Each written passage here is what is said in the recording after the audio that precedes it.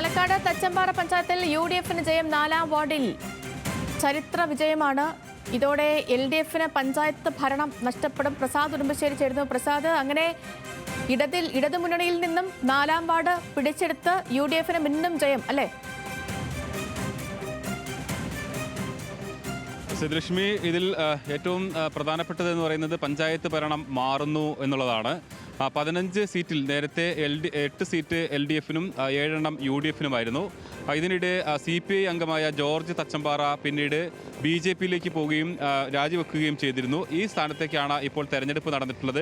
അവിടെ 28 വോട്ടിന് UDF-ന്റെ സ്ഥാനാർത്ഥി മുസ്ലിം ലീഗ് നേതാവായ അലി തേക്കത്താണ് വിജയിച്ചിട്ടുള്ളത്.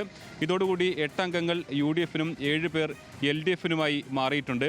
LDF പറയുന്നത് കഴിഞ്ഞ തദ്ദേശ തെരഞ്ഞെടുപ്പിൽ 103 വോട്ടുകളാണ് അന്ന് BJP നേടിയിരുന്നത്. പക്ഷേ അത് ഇന്ന് നടന്ന തെരഞ്ഞെടുപ്പിൽ അത് 43ആയി കുറഞ്ഞിട്ടുണ്ട്. അപ്പോൾ 60 വോട്ടുകളുടെ കുറവ് BJP വോട്ടിൽ ഉണ്ടായിട്ടുണ്ട്. BJP വോട്ട് UDF-ലേക്ക് പോയതുകൊണ്ടാണ് LDF പരാജയപ്പെട്ടത് എന്നുള്ളതാണ് LDF-ന്റെ വാദം. എന്തായാലും തച്ചമ്പാറ പഞ്ചായത്തിൽ LDF-ന് ഭരണം നഷ്ടമായിരിക്കുന്നു. തദ്ദേശ തെരഞ്ഞെടുപ്പ് ഇനി നടക്കാൻ 1 വർഷം മാത്രമേ ഉള്ളൂ. അതുകൊണ്ട് തന്നെ LDF-നെ സംബന്ധിച്ചിടത്തോളം വലിയൊരു തിരിച്ചടിയാണ് ഈ തെരഞ്ഞെടുപ്പിലൂടെ തച്ചമ്പാറയിൽ ഉണ്ടായിട്ടുള്ളത്. ശരി പ്രസാദ്. പാലക്കാട് തച്ചമ്പാറ പഞ്ചായത്തിൽ യു.ഡി.എഫിന് ജയം, ഭരണമാറ്റത്തിനും സാധ്യത.